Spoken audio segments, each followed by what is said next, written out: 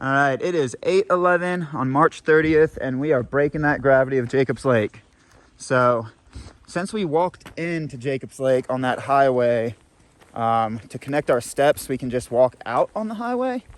So, we're not doing the Arizona Trail, we're doing the Hayduke. So, we're just gonna walk this road for, I don't know, a few miles until it connects back in with the Arizona Trail. There's so many kind of two tracks through these woods up on the plateau that we honestly could pick a lot of different routes to get back, but we're just gonna cruise on the road, get some easy morning miles in, and then connect back into the AZT, keep stepping. Jacobs Lake, there's not a whole lot there, but super friendly people. I would highly recommend it. For AZT Sobos, you really don't need it because you've only been in the trail for close to 30 miles, but I don't know, if you want to, why not? So March 30th, we're cruising on out. Yesterday was our 0 day, pretty just chill 0 day, not a whole lot done, just kind of kicked it, relaxed, whatnot. And we got our pickup date. Magpie will be picking us up April 13th somewhere in Zion, so that's nice to have that completely figured out. Now all we got to do is walk for about 2 more weeks. Easy enough, right? Easy enough. He's pumping it out of the gate as always. So yeah, we're just gonna cruise, see what today has in store. Jacobs Lake, recommended, highly recommended.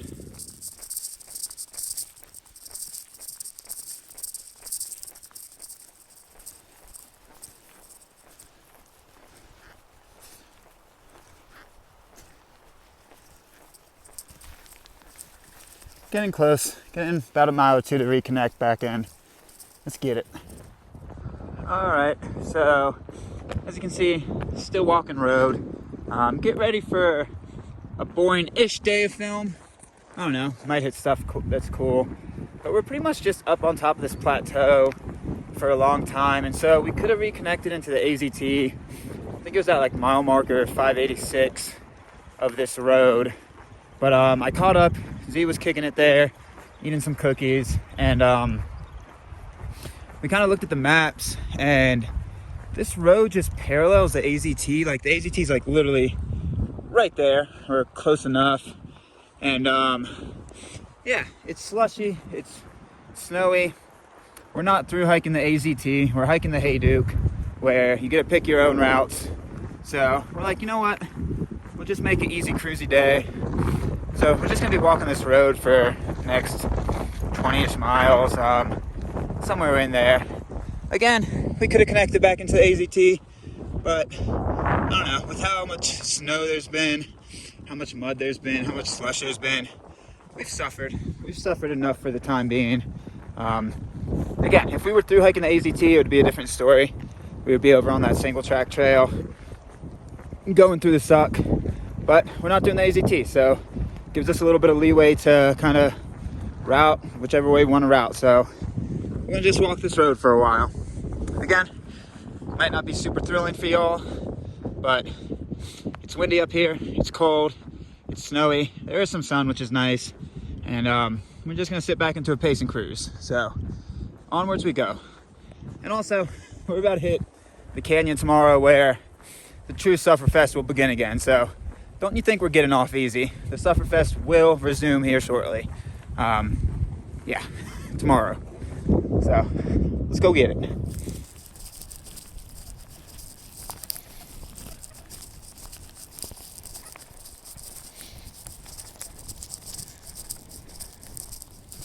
It's just all burned through here. Beautiful views looking towards the canyon, but definitely some burn scars. Honestly, with this part of the AZT, I don't know if it's still open with the burn marks. I would be curious because remember coming into Jacobs Lake, there was the signage for detours. I'd be curious if this is open. Yeah, I don't know. I feel like in 2019, when we thru hiked it, I got to rewatch the videos. We took an alternate on that side of the Kebab Plateau, not this close to the canyon. I'm almost positive we did. But memories are meant to be faulty. At least mine are, because I'm not what you call the sharpest tool in the backpack. Can't even get the wording right. I'm gonna just walk places. I'm gonna stop talking. It's beautiful out here, but a lot of burn scar.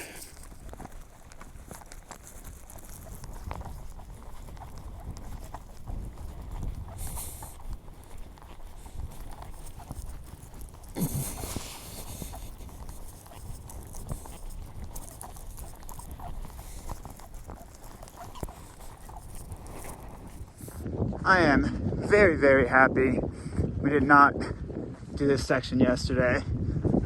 Even though it was a little antsy of a zero, we were both ready to eat some miles. Like, we have just been steadily climbing and yeah, staying on top of the Kebab Plateau, because there's patches of sun, but it is still pretty cold. It's just super exposed up here. A lot of wind. Yeah, so super happy we didn't do this yesterday. Super happy. Well, that's nice. We got some tree cover. That's real nice.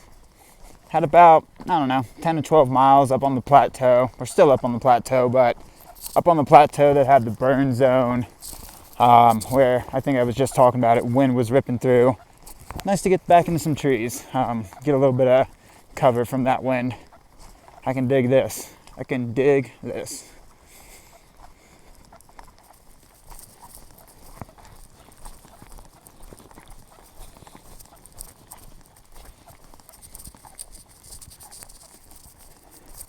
Mile, don't know. It's kind of covered. Oh my God, I actually remember this little valley and this little, I think it was a lake. Last time we were here, way less snow.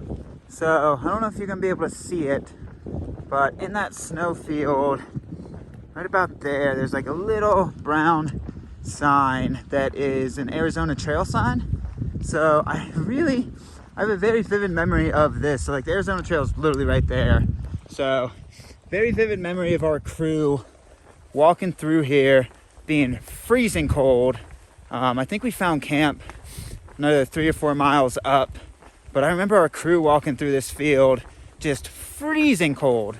There wasn't any snow, but I remember getting caught in the Kebab Plateau, and I think the night that we camped up here got down to like 19 degrees, maybe a little less. Oh my God, I actually have footage of our crew back in 2019 walking. There's single track underneath that snow somewhere, but I actually have footage of Magpie, Hardy, and Cy all walking that line. And yeah, that used to be a lake, I think. So that's really cool. Very vivid memory. Magpie, again, I highly doubt you watch some of these videos, because you're like, I get enough of Constantine's rambles in regular life. But if you do, that's a fond memory. Very fond memory.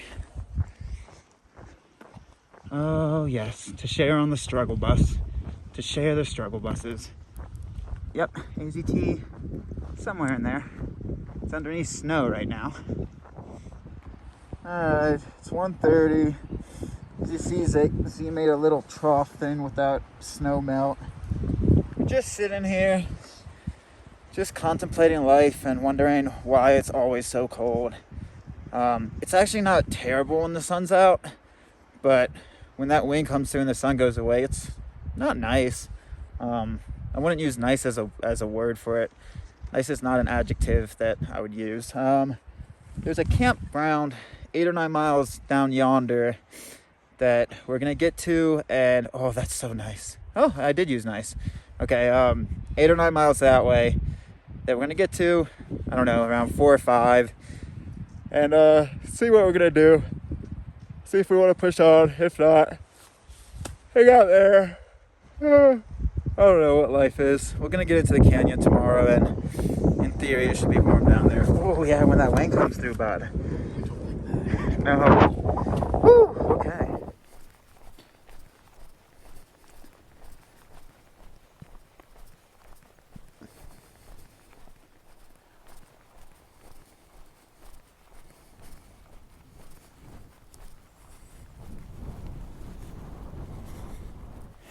Just snowpocalypse up here. Ooh, baby. Quite a lot still at the Kebab Plateau.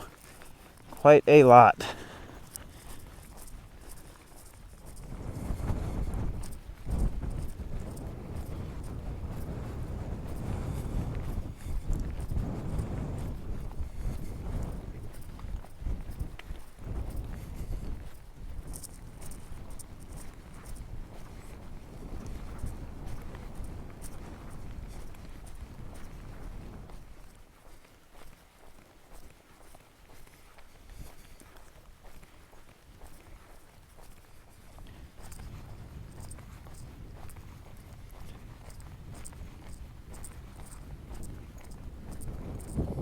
So that is a road sign for the Kebab Lodge.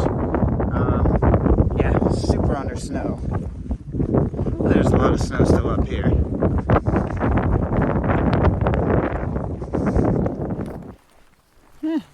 I don't see any snow. No snow whatsoever. No snow whatsoever. Just wait for that next step. Oh, don't you love postholing? Alright, so it's 4:42.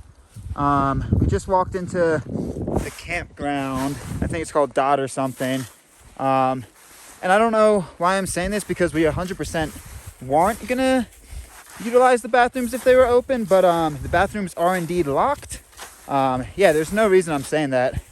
We definitely weren't trying to maybe sleep in a warm enclosed place tonight, since we're up at 9,000 feet and it's pretty cold. So yeah, I don't know why I'm saying that information, because yeah, definitely weren't going to sleep in the bathrooms if that was possible.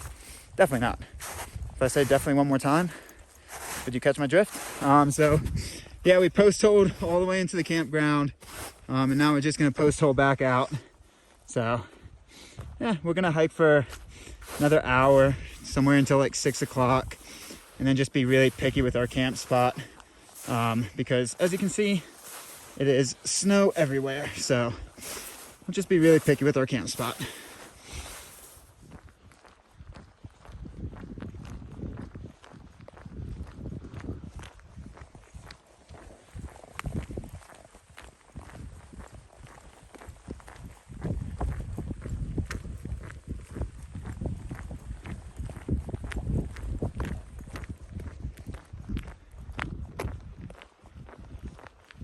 So it begins. Grand Canyon, it's like another mile or two that way. But we just passed mile marker 609. And oh no! She's deep. She is deep. Oh, but so our best bet, I mean, we're gonna have to embrace the suck regardless, but our best bet is to try to cut through this. There's supposed to be a dirt road here that goes up to Dog Saddle, which is the road we need anyway.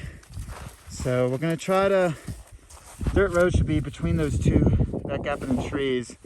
So it's time to do a little embracing the, oh geez, the real suck, and post-holing our way to hopefully find camp. Wow. Okay. Whew.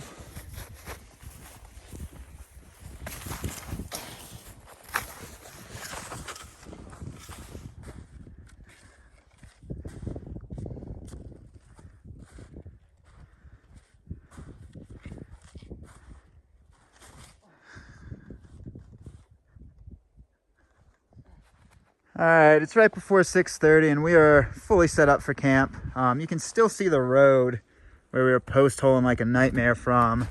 The trail continues up behind me, or not trail, but to connect to that road I was telling you about. We had about 0.3, 0.4, 0.5 of up climbing through this snowdrift to get there. But there's this nice patch of ground and it's a rarity, as you can see. So again, making the not most excited call, but safe call. That post hole, and even to get here, I mean, I could hit the road with a rock, and that post hole took us like 5 to 10 minutes to get here. So yeah, taking the dry patch because that sun was setting. We're at like 8,800 feet. Don't really want to go up, and hopefully this snow will also freeze up overnight and we'll be able to just walk across it a little bit more. 28, 29 miles, somewhere in there today. Mostly road walk, all road walk besides a couple post holes. So tomorrow we're gonna not post hole, we're gonna walk the snow up and hopefully connect into the canyon where we get out of the snow. So hopefully many good things. I'm gonna go get warm because it is getting cold already and it's 6:30.